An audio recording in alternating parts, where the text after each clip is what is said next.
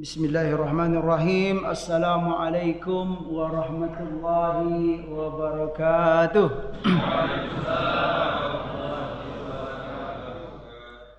Alhamdulillahi rabbil alamin. Alhamdulillahilladzi assasa li bunyani dinihi qawaida rasikhat. Wassalatu wassalamu ala man u'tiya jawami'al kalim as-sabighat. وعلى آله الطيبين وأزواجه الطاهرات وأصحابه أولي القلوب الواعيات وأتباعه وأنصاره ذوي الهمم العاليات وأشهد أن لا إله إلا الله وحده لا شريك له وأشهد أن سيدنا محمدا عبده ورسوله لا نبي بعد اللهم صل وسلم وبارك على نبينا محمد وعلى آله وصحبه أجمعين أما بعد فاللهم سبحانك لا علم لنا إلا ما علمتنا إنك أنت العليم الحكيم ولا حول ولا قوة إلا بالله العلي العظيم. Maha suci Engkau ya Allah, tidak ada ilmu yang kami ketahui kecuali ilmu yang telah Engkau ajarkan kepada kami. Wala haula wala quwwata illa billahil aliyyil azim. Allahumma inna nas'aluka ilman nafi'a wa rizqan thayyiba wa amalan mutaqabbala. Ya Allah, kami mohon kepadamu untuk memberikan kami ilmu yang bermanfaat, rezeki yang baik dan amal yang diterima. Amin Allahumma amin. Bismillah. Bersyukur kehadirat Allah Subhanahu wa taala atas segala nikmat yang telah dikaruniakannya kepada kita, kepada kedua orang tua kita dan kepada seluruh hamba yang kita sayangi dalam hidup ini. Salawat dan salam semoga selalu disampaikan oleh Allah Subhanahu wa taala kepada baginda Nabi Muhammad sallallahu alaihi wasallam.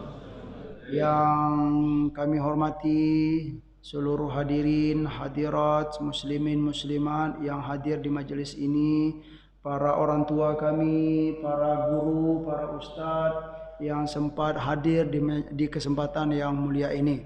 Semoga kita semua diberkati dan diberkahi oleh Allah Subhanahu wa taala. Ada mungkin sebagian kita mengikuti berita 2 hari yang lalu, hari Jumat. Hari Jumat waktu Turki, waktu Istanbul, Syekh Muhammad Ali Sobuni meninggal, wafat. Ya, subhanallah. Itu bukunya yang saya sampaikan tauhid itu, buku beliau Amantu Billah. Subhanallah, ya. Allah yarhamu. Itu beliau terakhir meninggal itu beliau menjadi pemimpin sedunia, apa istilahnya, persatuan ulama Syria semuanya untuk dunia. Beliau, ya, semoga Allah mengampuni beliau, menerima amal-amal soleh beliau gitu ya. Beliau terkenal dengan kitab tafsir itu, Pak. Beliau itu memang pakar tafsir, pakar ulumul Quran, orang Syria, tetapi kuliah di Al-Azhar Mesir. Setelah pulang, beliau kembali ke Suriah, kemudian lama ngajar di Mekah, di Ummul Qura. Beliau lama di Saudi Arabia pokoknya. Tetapi yang menarik itu sikap beliau tentang rezim Bashar Assad sekarang itu loh. Itu ya, sekalipun sebagian ulama di Syria mengatakan jangan istilahnya pisah, jangan keluar dari Bashar gitu kan. Ya, yang mula-mulanya sempat keluar Pak. Ya, karena sudah kacau itu, zolimnya macam-macam gitu kan, kemudian keluar banyak sampai sekarang gitu loh. Penduduk Syria itu keluar, ya, banyak yang nggak mau pulang. Nah, tetapi akhir-akhir ini di Syria itu terjadi musolahah, ya. Banyak sebagian para ulama mereka berdamai. Nah, Syekh Sobuni tidak termasuk orang yang nggak mau, ya. Beliau nggak banyak juga yang mendukung beliau gitu. Tapi itu memang realita dan itu ada bahasannya kita hari ini, hadis tentang al-khuruj, ya. Al-khuruj keluar dari rezim yang zalim, yang kafir, yang murtad, itu ada di sini gitu. Ya, memang terjadi itu. Memang terjadi istilahnya ada perbedaan sikap dalam para ulama dan itu wajar-wajar saja gitu. Sesuai dengan istilahnya pendapat atau pertimbangan beliau itu. Ya, tentulah pertimbangan orang alim itu bukan berdasarkan dengan kebodohan. Beliau meninggal di Turki, ya, di Istanbul, ya. Ya, kita doakan semoga Allahumma ighfir lahu warhamhu wa'afi wa'fu anhu. Sangat banyak sekali buku-bukunya, karya-karya beliau. Ya, sekitar 50-an buku. Ya, subhanallah, memang termasuk ulama yang soleh, yang rabbani. Ya, beliau diberi umur oleh Allah 91 tahun, Pak. Meninggal di umur 91. Ya, seumuran lah dengan Dr. Yusuf Qaradawi gitu ya, 91-an. Seumuran dengan Syekh Qaradawi, Syekh Sobuni, Syekh Ramadan Buti, Dr. Wahbah Zuhaili yang sudah meninggal juga gitu kan, subhanallah. Kemudian Syekh Abdurrahman Habannakah yang punya kitab tafsir seperti istilahnya kitab Tadabbur Quran, Pak, setebal ini. Itu Syekh Abdurrahman Habannakah itu. Mereka ini ya, Syekh Ramadan Buti, Dr. Wahbah Zuhaili, Syekh Abdurrahman Habannakah, itu orang Suriah. Orang Suriah tapi kuliah semuanya di Al-Azhar Mesir ya, doktornya dari Al-Azhar semua gitu ya. Subhanallah. Itulah sebagai berita yang mungkin bagi kita yang tidak mengikuti berita dunia Islam ya, semoga dapat berita juga gitu ya. Ya, karena beliau bagaimanapun orang yang banyak berjasa dalam dunia Islam dengan karya-karya ilmiah beliau. Baik Bapak Ibu yang dimuliakan oleh Allah Subhanahu wa taala, hari ini kita melanjutkan ya pembacaan kitab Nuzhatul Muttaqin ya, syarah dari Riyadhus Shalihin. Kemarin sudah sampai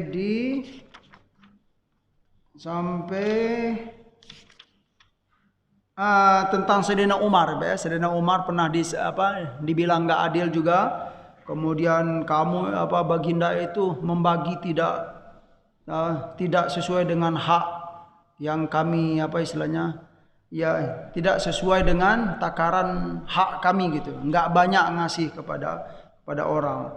Lalu beliau marah gitu kan, cuman ya beliau sabar, bisa menahan diri ketika ketika orang yang mengatakan itu orang di sekitar beliau berkata, innallaha ta'ala qala ya li nabihi, sesungguhnya Allah berkata kepada nabinya, khudil afwa wa'mur bil urfi wa'arid anil jahilin, maafkanlah. Teringat itu ketika beliau marah, Sayyidina Umar sadar dan memaafkan, tidak jadi marah gitu ya. Ini menunjukkan poin yang penting kita sampaikan juga.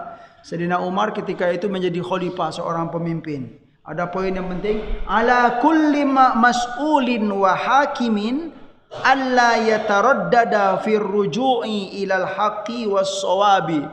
Farruju' ilal haqqi fadilatun. Ini poin, Pak.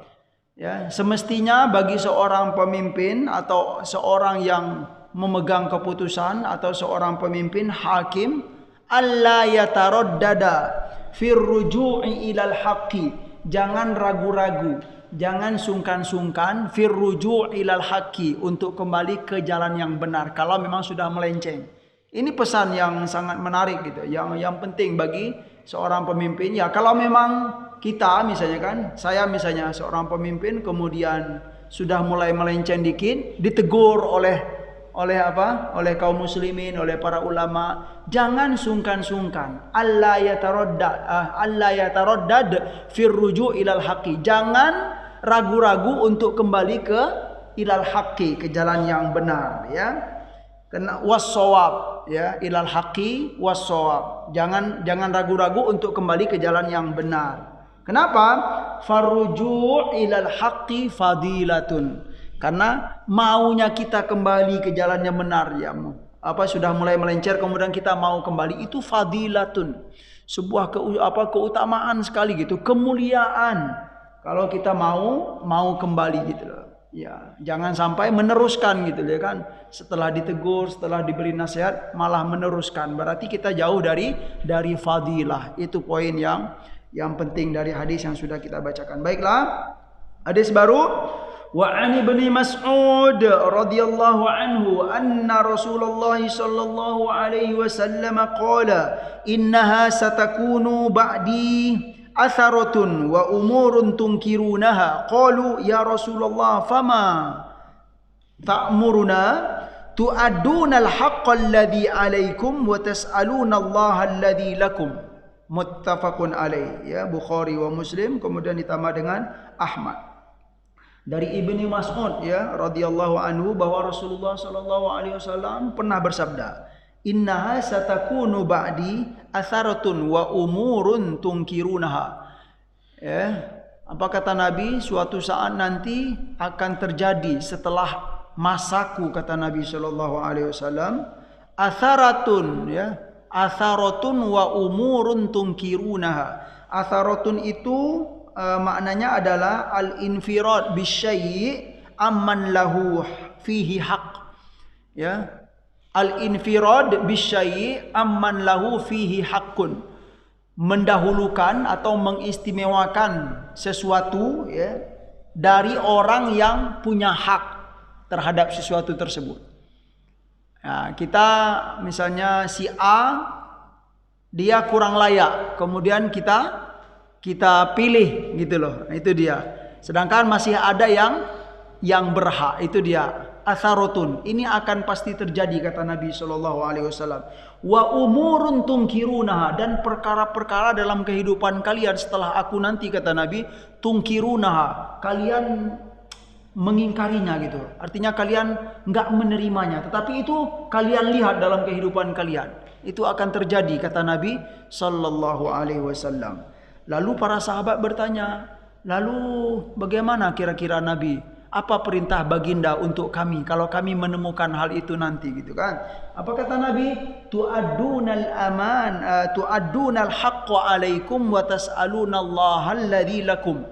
Sikap kalian adalah kalian harus menyampaikan al-haq, ya, menyampaikan hak kalian. Menyampaikan hak kalian yang itu menjadi kewajiban, gitu ya.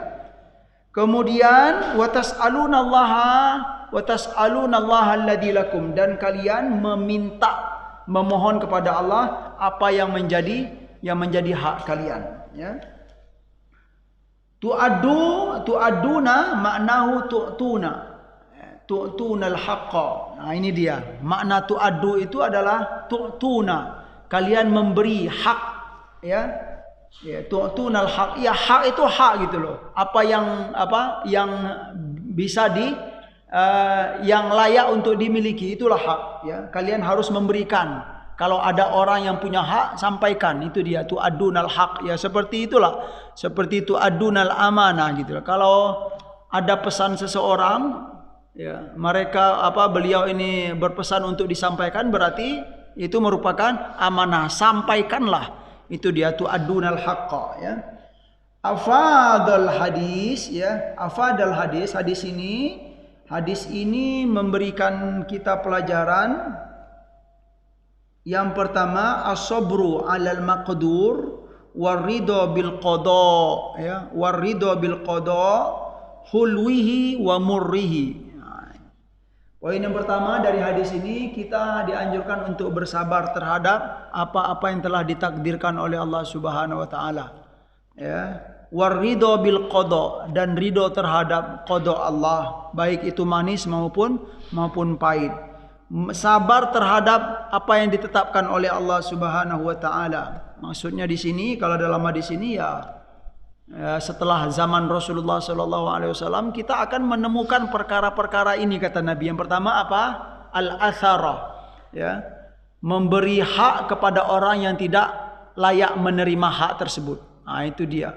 Ini al-athara, kita akan menemukan itu, ya kan? Menemukan itu, dan kita tungkirunah, kata Nabi. Pada hakikatnya kalian menolak realita itu, ya. Tetapi sikap kita bersabar. Ya, bersabar.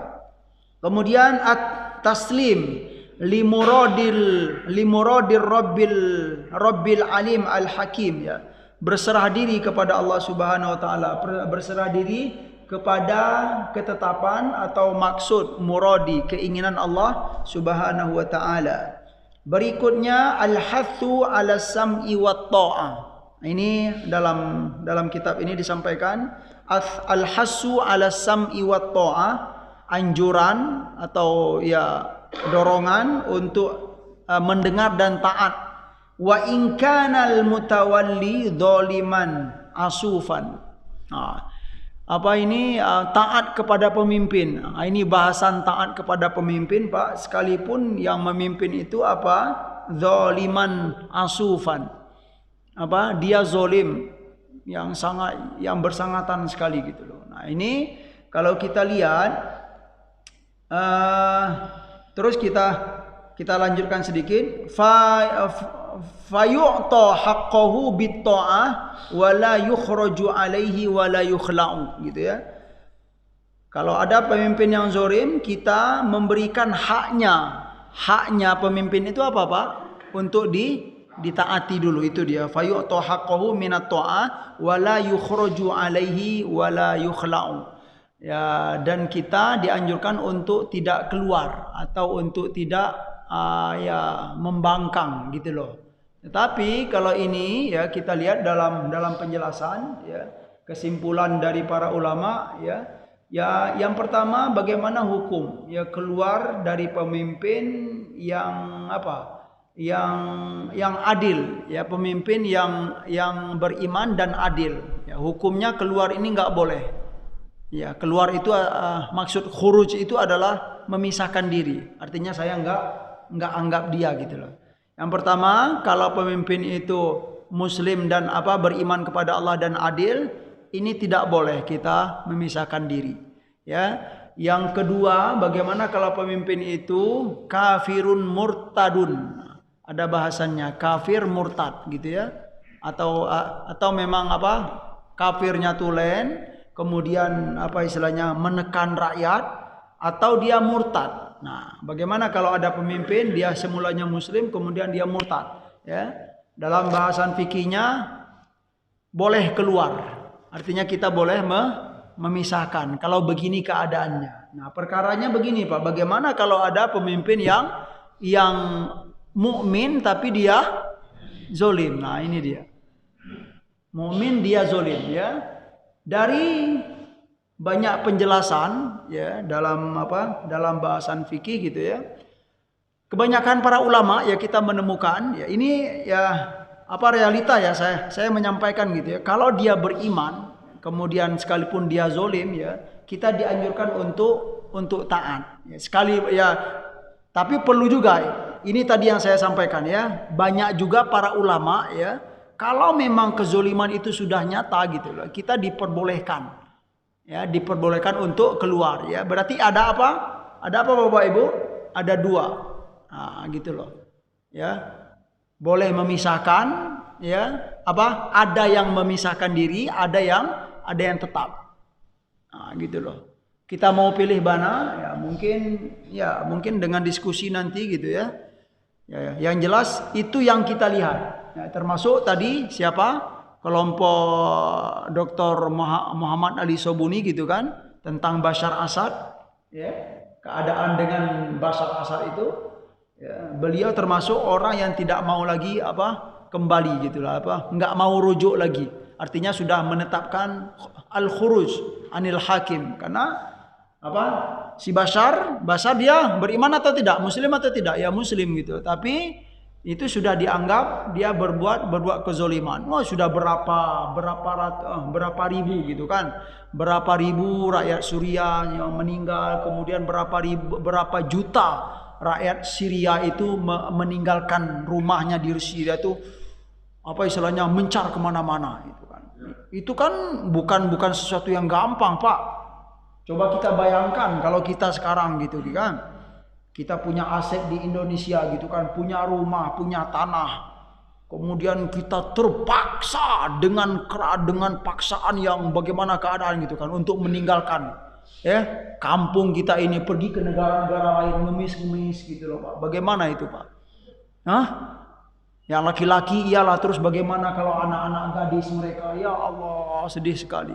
Saya melihat itu Pak ya, bukan hanya ngomong saja. Di Mesir kita melihat itu ya. Waktu saya di Mesir saya memperhatikan itu. Ya, terakhir itu di Sudan. Di Sudan itu banyak sekali orang-orang Suriah sekarang. Ya. Masya Allah kata Pak Haji ya, Suriah itu putih-putih kulitnya gitu kan. Berarti orang Sudan kan hitam-hitam. Dengan kehadiran orang Suriah ini, Sudan itu merasa tercerahkan lah gitu. Iya, begitu realita gitu loh ya. Tetapi ya kalau kita yang nggak merasakan mungkin senang-senang saja gitu. Tapi saya terkadang sekali-sekali mikir ya Allah ya. Mereka itu di Sudan, di Khartoum itu ya kelihatannya senang-senang aja gitu. Senang saja gitu. Tapi kalau ditanya hatinya ya Allah, kami ingat kampung kami ya, ingat rumah kami gitu. Kami ingin kembali gitu loh. Itu saya di Jakarta Timur. Jakarta Timur di Cakung ada sebuah masjid ya, jamaahnya dekat di sana itu ada orang Suriah. Nah, cuman orang Suriah ini dia itu bukan orang yang sederhana gitu. Dia punya perusahaan. Tinggal di Cakung, Pak. Tetapi saya banyak ngobrol dengan beliau gitu kan. Nahnu mubetalin katanya. Ya kami sedang diuji oleh Allah Subhanahu wa taala katanya. Ya, sekalipun beliau nggak susah gitu, tapi bagaimanapun kerinduan kepada negeri itu pastilah, Pak.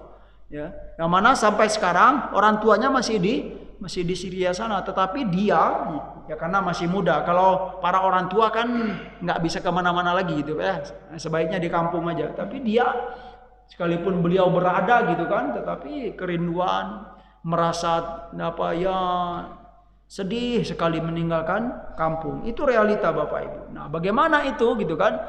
Wajar-wajar saja kalau ada para ulama yang mengatakan ya itu memang harus sebuah kezoliman yang harus yang harus dihadapi, yang harus dirobah gitu, yang harus dilawan.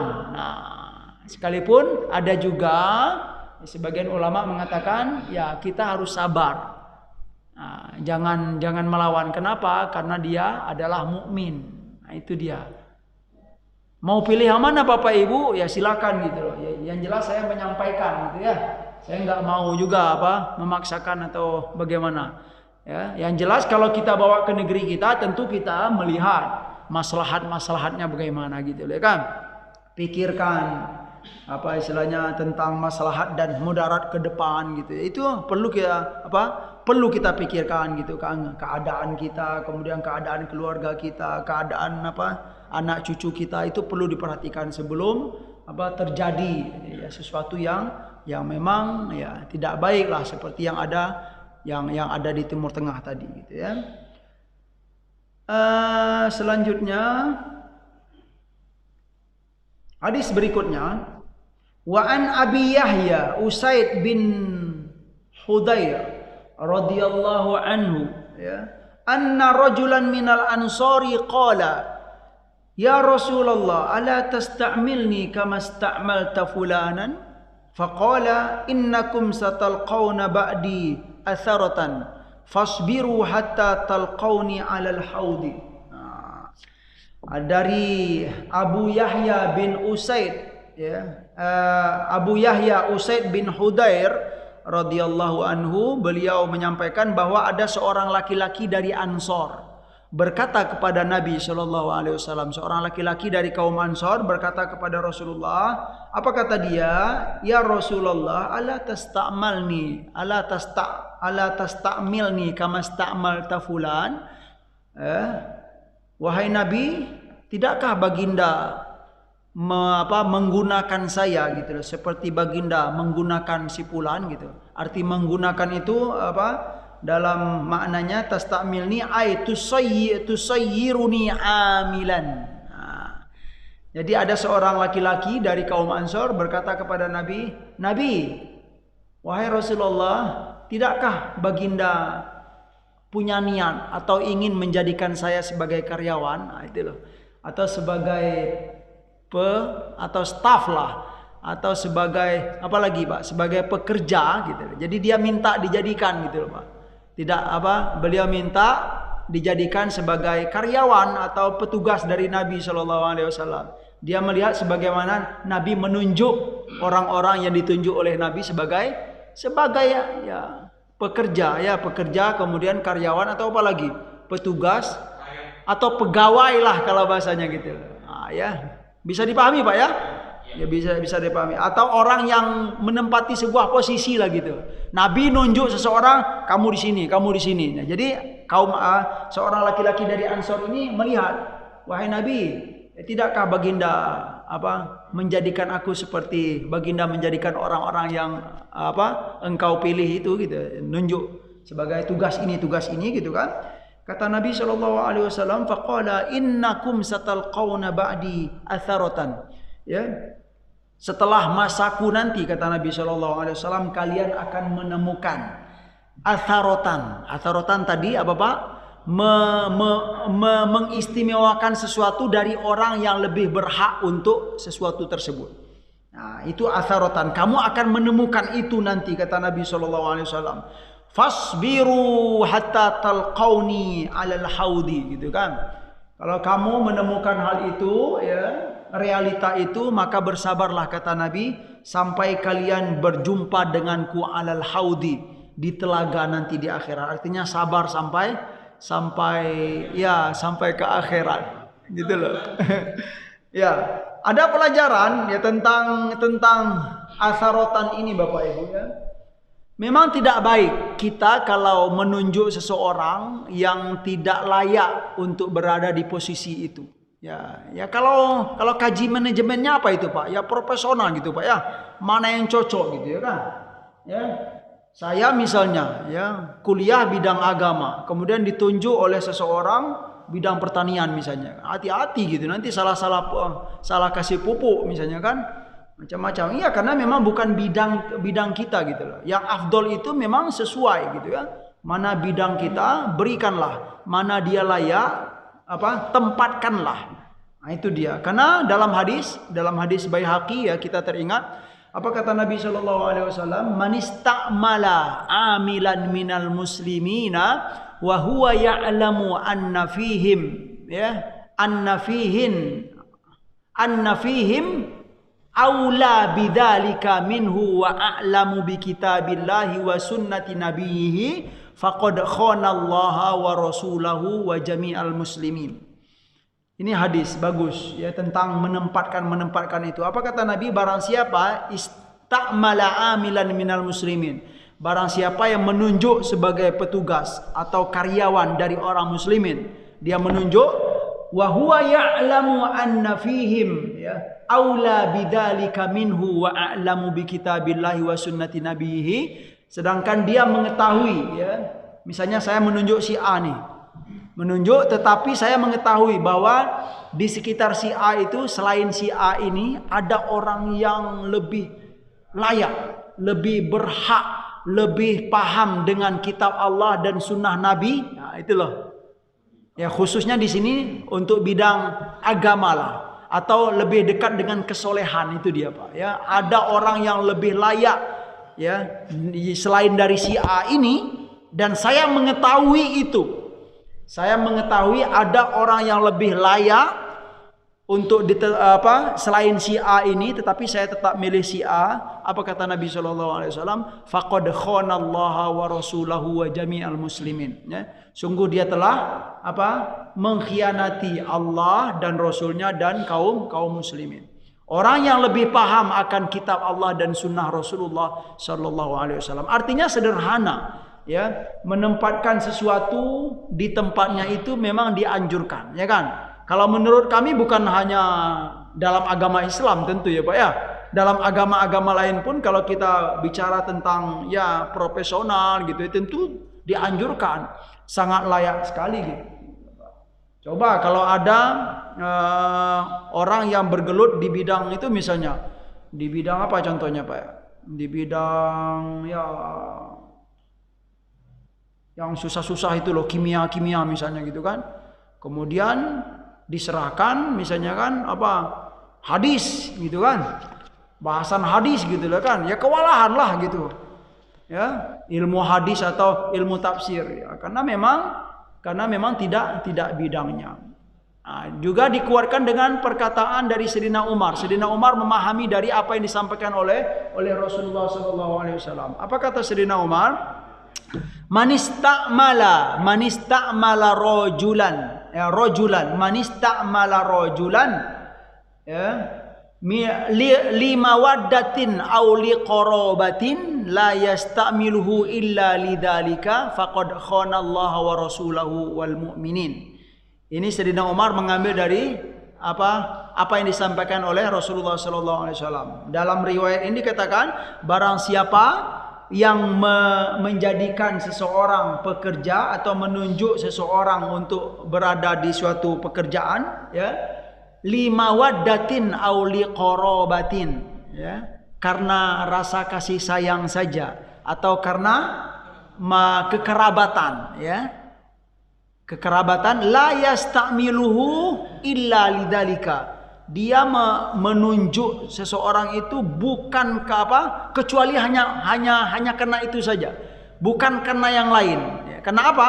Karena mawaddatin aw liqarabatin, karena rasa kasih sayang dan juga karena kekerabatan. Faqad khana Allah wa rasulahu wal mu'minin. Ya, sungguh dia telah mengkhianati Allah, Rasul dan kaum mukminin. Artinya ya tidak menjalankan amanah, ya. Berusahalah kita gitu ya untuk mencari orang-orang yang layak untuk dipekerjakan di bidang-bidangnya masing-masing. Ya, semoga ini memang bermanfaat untuk di sisi apa Bapak Ibu? Di sisi profesionalitas gitu kan. Karena kalau seseorang diletakkan di bidangnya, insya Allah pekerjaan itu akan menjadi baik gitu kan, akan menjadi teratur dan hasilnya nanti akan bisa dinikmati oleh rakyat, oleh masyarakat, oleh kaum muslimin terutama. Itulah realita yang ingin kita sampaikan. Terus kemudian kata Nabi SAW, kalau kalian setelah aku nanti kalian akan menemukan atarotan fasbiru hatta talqauni alal haudis, maka sabarlah sampai kalian berjumpa denganku di haud nanti gitu ya. Haud itu di telaga, ya. Kira-kira ini maknanya apa ini Pak? Sabar sampai kapan ini? Sampai hari kiamat, ya. Iya, tapi ini memang hadis, ya, memang perlu kita pertimbangkan gitu ya.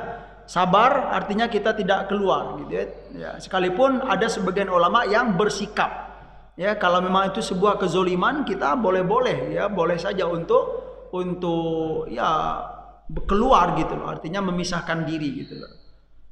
Ya, sampai apa? Sampai kalian nanti bertemuku di haud, telaga.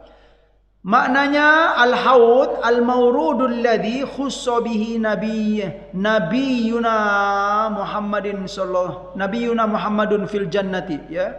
Itu adalah sebuah telaga yang dikhususkan untuk Nabi Muhammad sallallahu alaihi wasallam. Al-haud.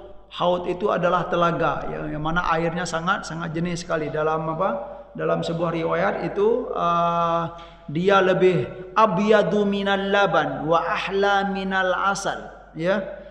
Air yang ada di telaga Nabi sallallahu alaihi wasallam itu putihnya lebih putih daripada susu, manisnya lebih manis daripada madu. Wow. Subhanallah. Berdoalah kepada Allah Subhanahu wa taala. Iya, semoga kita sebagai umat Nabi ini ada hak, ya, dijanjikan oleh Nabi, ya, di antaranya bagi orang-orang yang menghidupkan sunnah Nabi sallallahu alaihi wasallam, banyak membaca sholawat kepada Nabi selama hidupnya, itu akan diberikan oleh diizinkan oleh Allah minum dari air telaga Nabi sallallahu alaihi wasallam. Dalam riwayat dikatakan bahkan ada, ya, orang-orang yang dikhususkan oleh Nabi diberi langsung oleh Nabi kita sallallahu alaihi wasallam min yadaihi syarifati. Ya, Nabi memberi minuman itu dengan tangan beliau yang mulia. Nih Pak Endang misalnya kan diberi oleh Nabi dengan tangannya yang mulia. Itu memang subhanallah sebuah kemuliaan, Pak. Makanya kita dalam menghidupkan sunnah Nabi itu jangan tanggung-tanggung, rajin-rajinlah menghidupkan sunnah Nabi gitu kan. Dalam riwayat itu dikatakan kalau kita sudah minum air yang dituangkan oleh Nabi itu la nazma'u ba'daha abada. Kita tidak akan pernah haus selama-lamanya, Pak. Minum dari istilahnya air minum yang dituangkan oleh Nabi sallallahu alaihi wasallam. Ada yang menarik, ada bahasan Bapak Ibu. Di telaga itu nanti, ya, siapakah orang-orang yang pertama minum? Man huwa awwalu syaribina, gitu kan? Gitu loh. Orang tentu kan umat ini kan banyak gitu kan. Umat Nabi itu kan banyak, tetapi timbul pertanyaan siapakah yang pertama minum gitu kan, ada pertanyaan kaum mana gitu loh kan, dari umat Nabi itu kaum yang mana yang pertama kali minum, itu ada bahasannya. Tetapi yang siapa yang terakhir minum, ya saya belum temukan ya, siapa yang paling terakhir minum dari air telaga Nabi. Tapi kalau siapa orang-orang yang pertama kali minum dari haud Nabi itu, dari air telaga Nabi itu, dalam riwayat dikatakan yang pertama adalah fuqaraul muhajirin, Pak. Kaum-kaum yang termasuk kaum fakir dari muhajirin. As-sabiqunal awwal ya. Tapi dalam riwayat itu ya disampaikan fuqaraul muhajirin. Fuqara muhajirin itu kalau kita lihat ya orang-orang Mekah yang hijrah bersama Nabi, yang miskin-miskin dulu, Pak, gitu kan. Itulah disebut dengan fuqara, yang mana sampai di Madinah mereka tidak punya apa-apa gitu kan. Nah, inilah yang terjadi ketika mereka belum bisa berbuat apa-apa, nggak punya apa-apa, ya fuqara lah, Pak, ya. Mereka berdiam di belakang Masjid Nabawi, ya, Masjid Nabawi. Nah, itulah yang dikenal dengan Ahlus Suffah itu loh. Ahlus Suffah. Nah, realita dengan keadaan Ahlus Suffah itulah yang di dunia dalam sejarah Islam ya diambil menjadi rujukan para orang kelompok-kelompok sufi, Pak. Nah, yang mana para Ahlus Suffah ini kerjanya ngapain? Ya, di teras bagian belakang Nabi itu berzikir saja. Ya, karena memang belum ada kerjaan gitu, nggak ada apa-apa gitu, berzikir ya. Bil ghudwi wal asyi, pagi dan petang berzikir, beribadah kepada Allah Subhanahu wa taala. Itulah gambaran Ahlus Suffah.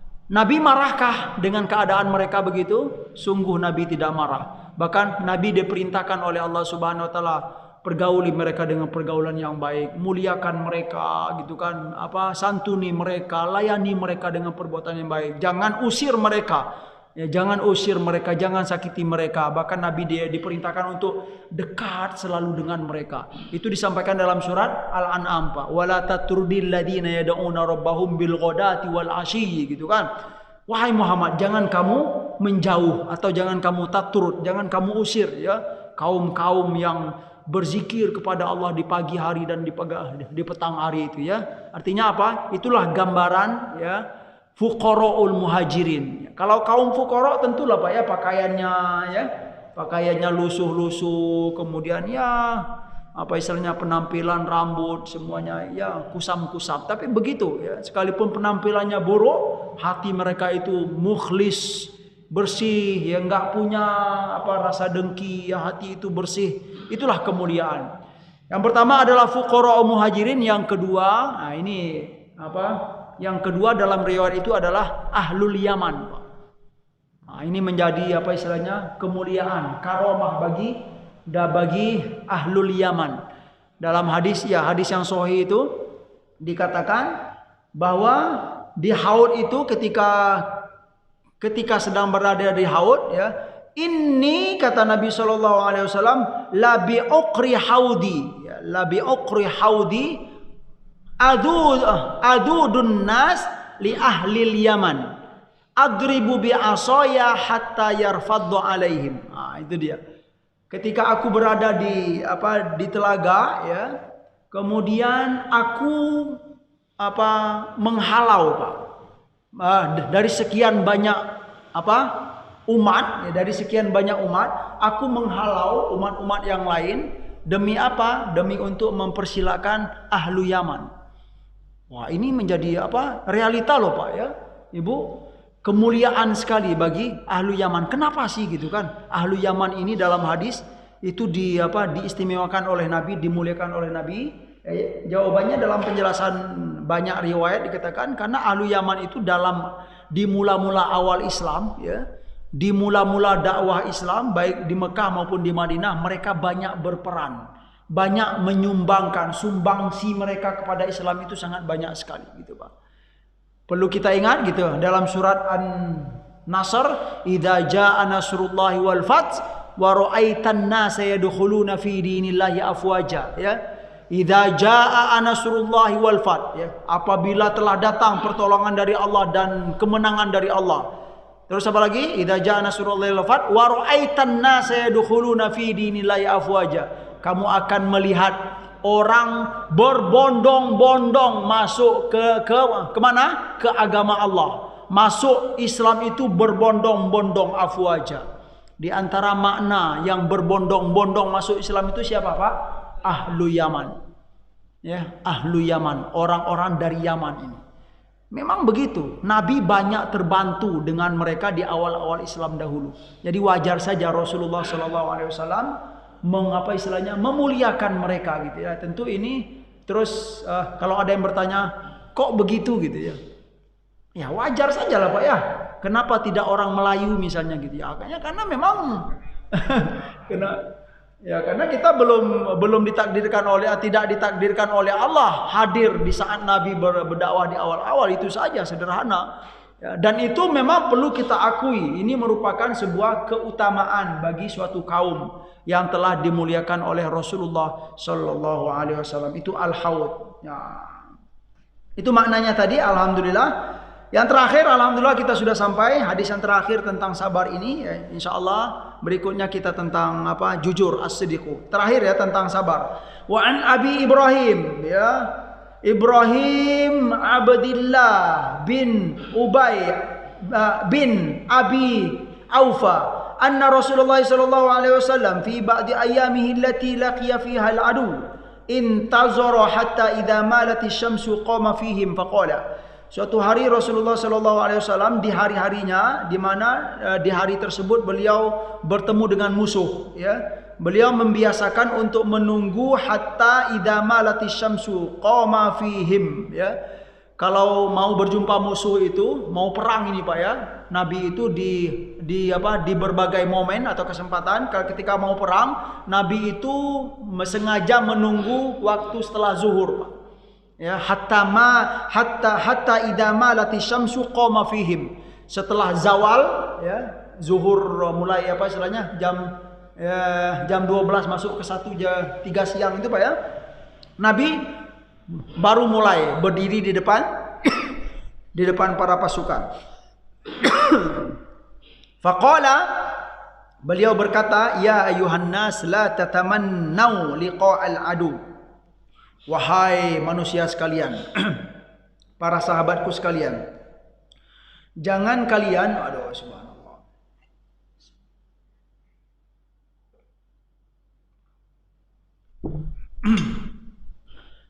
jangan kalian berharap atau punya cita-cita atau punya keinginan untuk bertemu dengan musuh. Itu pesan Nabi Shallallahu Alaihi Wasallam. Jangan berharap untuk bertemu dengan musuh. Tetapi kalau jangan berharap bertemu dengan musuh. Was'alullah al-afiyah, dan mohonlah kepada Allah al-afiyah. Afiyah itu terhindar dari keburukan. Ya. Fa idza laqitumuhum fasbiru. Tetapi kalau sudah bertemu dengan musuh, jangan lari gitu loh. Jangan berharap bertemu dengan musuh dalam hidup ini. Ya. Jangan berharap bertemu dengan musuh. Was'alullah al-afiyah, bermohonlah kepada Allah al-afiyah. Fa idza laqitumuhum fasbiru, dan apabila kalian memang bertemu dengan musuh, bersabarlah. Ya, kata Nabi sallallahu alaihi wasallam, bersabar. Artinya apa bersabar itu? Lari atau hadapi, Pak? Hah? Dihadapi atau lari bersabar itu? Dihadapi gitu. Gitu loh, Pak. Ya. Iya. Nah, karena kalau kita lari menang dong musuhnya gitu. Ya kan? Apa istilahnya, menang sebelum perang musuh. Nah itu dia, menang sebelum perang. Fasbiru fa idza laqitumuhum fasbiru wa'lamu annal jannata tahta dhilalis suyuf, ya. Dan ketahuilah bahwa surga itu berada di bawah zilalis suyuf. Zilal itu apa, Pak? Ya, jilal itu bayang-bayang pedang gitu Pak.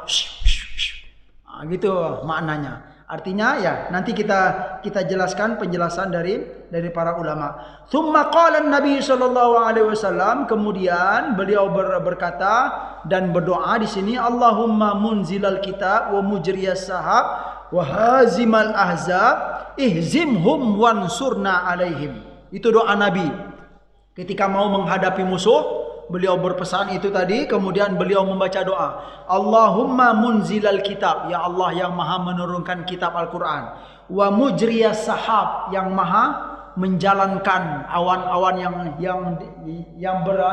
yang berputar-putar di langit itu, Pak, ya. Awan berjalan itu karena Allah, karena izin Allah, karena keinginan Allah, bukan karena kekuatan angin atau apa. Semuanya diatur oleh Allah Subhanahu wa taala. Itu maknanya wa mujriyas sahab. Wahazimal ahzab, yang maha mengalahkan, menghancurkan. Hazimul ahzab, yang mengalahkan, yang menghancurkan. Al ahzab, ya, kaum-kaum yang tidak suka dengan Islam. Ihzimhum wansurna alaihim, kalahkanlah mereka ya Allah, dan tolonglah kami atas mereka. Itu doa Nabi ketika mau berhadapan dengan musuh. Lughatul hadis sudah kita sampaikan sedikit, ya. Cuman ada kalimat yang perlu disampaikan, yaitu was'alullahal afiyah, ya. Imam Nawawi menjelaskan, banyak sekali kata Imam Nawawi, kathuratil ahadis fil amri bisu'alil afiyah. Banyak hadis-hadis Nabi SAW yang mengajarkan kita, yang memerintahkan kita untuk minta kepada Allah al-afiyah.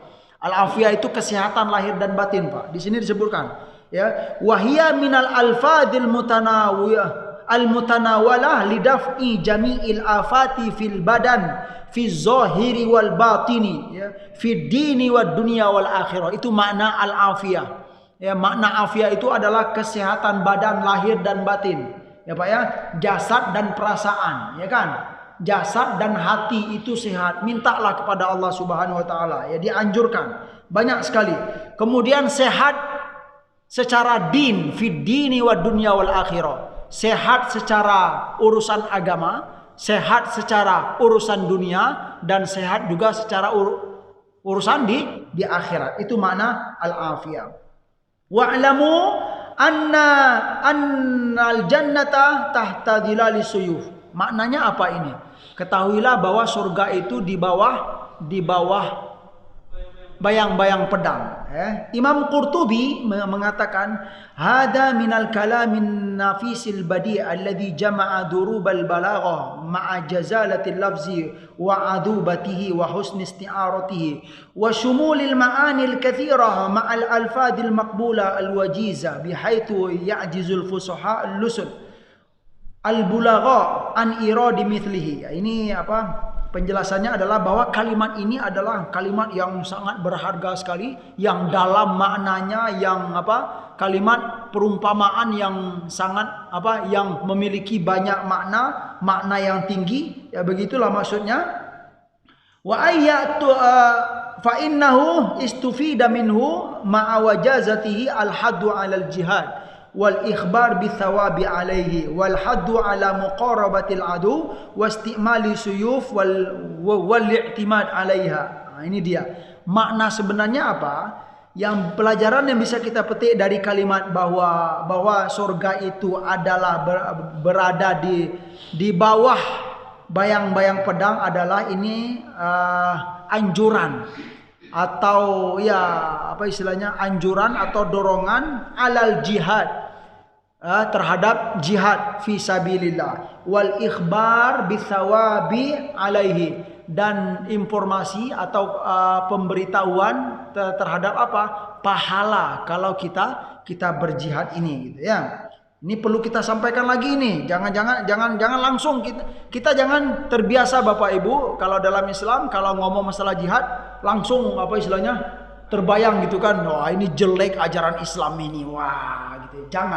Kita jangan terbiasakan itu, ya. Jihad itu ternyata dalam fikih Islami banyak rentetan syarat-syarat yang harus dipenuhi dahulu. Jangan langsung saja, tidak, ya. Banyak pertimbangan, syarat-syaratnya bagaimana baru berjihad fisabilillah, ya. Ya, jadi bagaimanapun jihad itu membela agama Allah. Kalau agama Allah ini dilecehkan, kaum muslimin disakiti, kaum mukminin diusir dari negeri mereka, gitu kan. kamu tinggal di kampung ini sekarang keluar. Tinggalkan kampung dan rumah kamu ini, keluar. Coba kira-kira Bapak Ibu, boleh nggak kita jihad kalau begitu? Hah, boleh nggak? Iya, sangat wajar lah. Jangan orang bilang apa? Orang sekampung diusir, meninggalkan rumah dan negerinya, kemudian apa? Mau membela diri, dibilang apa? Dibilang, ini ajaran mana ini? Mana ajarannya? Memang sungguh apa istilahnya perlu pencerahan gitu.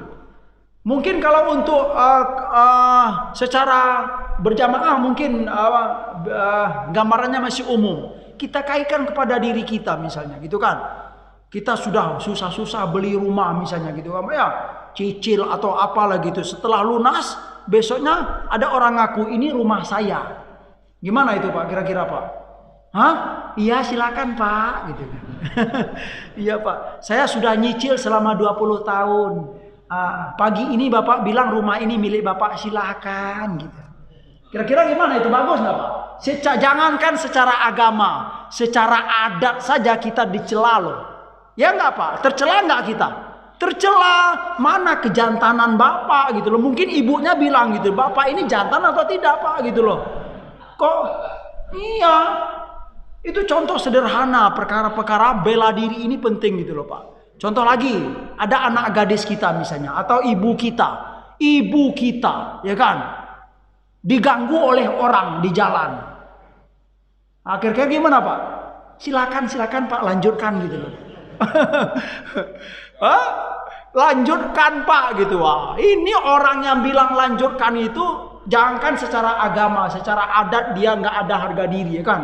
Ibumu diganggu oleh orang di jalan, kamu diam-diam saja, ya? Mana harga diri kamu? Itu konsep sederhana dalam berjihad. Wajar-wajar saja Bapak Ibu yang dimuliakan oleh Allah Subhanahu Wa Taala. Justru kalau kita membela diri, nah ini dia, membela diri. Sempat kita mati ketika membela harga diri ibu kita, gitu kan? Bagaimana hukumnya dalam Islam?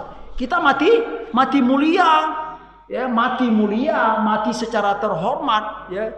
Justru kalau kita mendiamkan orang yang mengganggu ibu kita, kemudian sempat mati pada waktu itu, matinya mati konyol aja gitu kan, nggak benturan dengan orang yang ganggu tadi, mati nggak mulia. Nah, itulah gambaran tentang perkara jihad ini. Bagaimanapun, kalau membela agama Allah, membela harga diri, membela harta kita, membela apa yang milik kita, hak kita, itu diperbolehkan dalam ajaran Islam. Silakan bandingkan mana yang benar, mana yang salah, silakan bandingkan, tapi itu konsep dalam Islam. Kalau menurut kami itulah konsep yang masuk akal, konsep yang sangat logika sekali.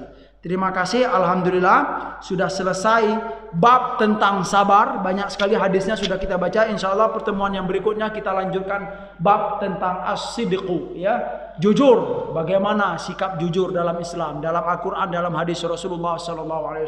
Sekian, terima kasih atas segala perhatian. Mohon maaf atas segala kekurangan. Wassalamualaikum warahmatullahi wabarakatuh. Waalaikumsalam.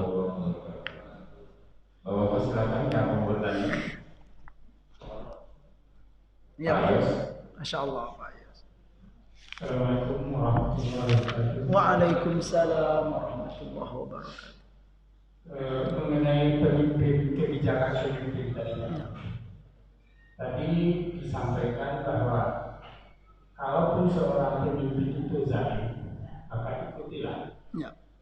Seperti di surat An-Nisa disampaikan bahwa wahai orang yang beriman, taatilah Allah dan taati Rasul dan ulil amri minkum.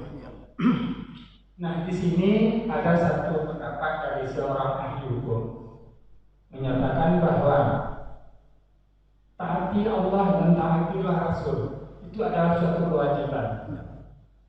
Sementara di sini tidak ada kata-kata taati ulil amri, cuman hanya ikuti.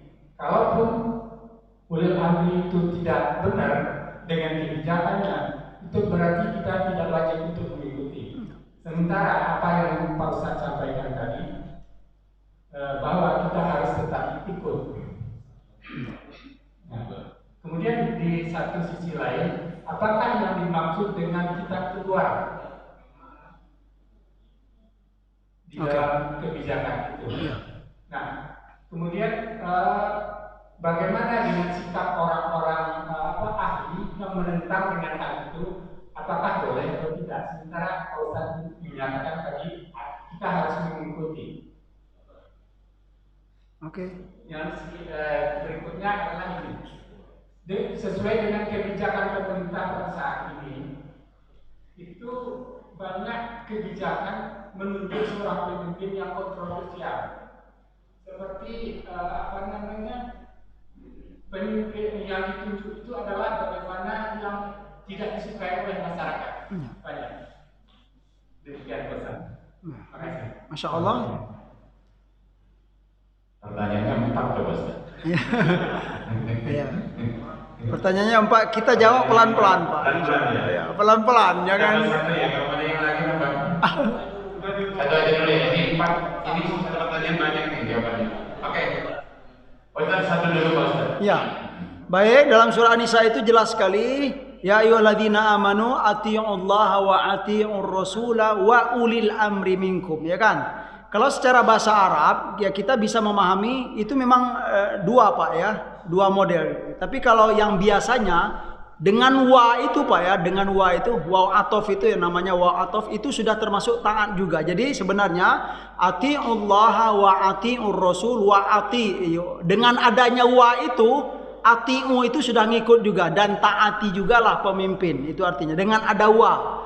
Ya, sekalipun kalimat taat ketika pemimpin itu tidak disebutkan, tetapi karena ada wa dan itu bisa dipahami juga taatilah pemimpin. Ya, dalam terjemahannya saja kan ada dan taati pemimpin, ya kan Pak ya?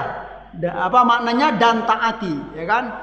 Memang kalau kita lihat ya, subhanallah, lanjut saja langsung ke ke yang kata Bapak tadi bahwa Ustadz menyampaikan harus tetap gitu ya. Iya, saya menyampaikan apa yang ada dalam fikih Islami, tetapi saya juga menyampaikan yang lain loh Pak.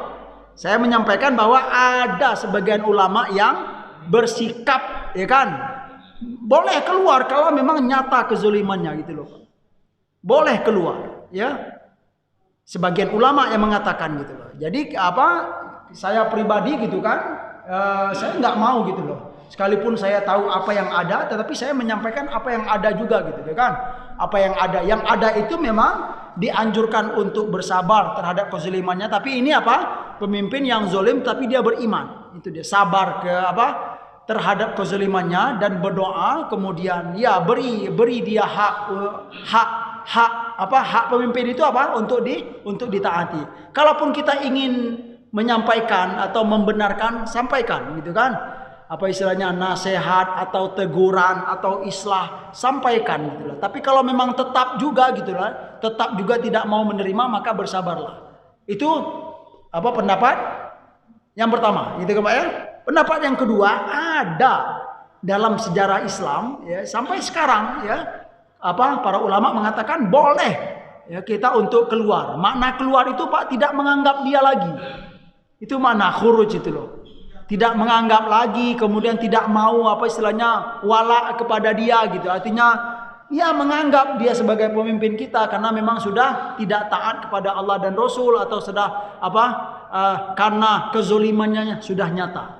Jadi tidak satu pendapat yang saya sampaikan Pak ya. Boleh, ada sebagian ulama mengatakan boleh. Contoh nyatanya siapa? Syekh Ali Sobuni ya, terhadap realita yang ada di Syria. Beliau sampai akhir hayatnya beliau nggak mau untuk rujuk lagi. Sekalipun sebagian ulama yang ada para ulama Suriah, sebagian mereka tasoluh gitu, istilahnya berdamai dengan Bashar Assad.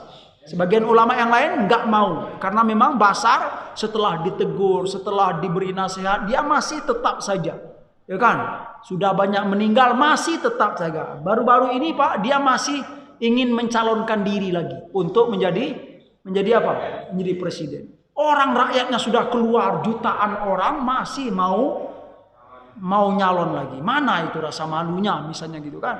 Nah, ini juga berkaitan dengan pemimpin yang tidak disukai oleh masyarakat.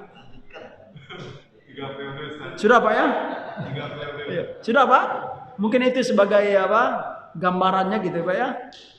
Kita mau pilih yang mana? Pertanyaannya kita mau pilih yang mana? Ya saya ingin, niat saya memang dalam kajian-kajian itu saya ingin mencerdaskan umat gitu. Saya nggak mau Bapak pilih apa pendapat saya ya, saya nggak mau ya.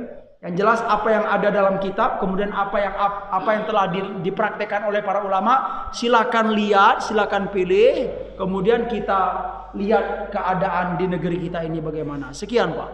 Masih ada lagi Pak? Itu yang berbicara tentang Ya.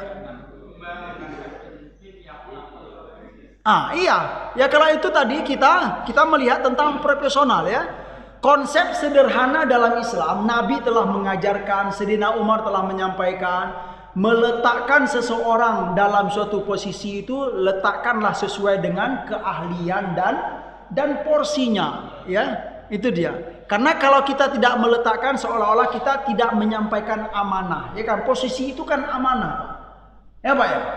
Orang nggak bisa main bola, diangkat menjadi apa istilahnya? Ketua apa istilahnya?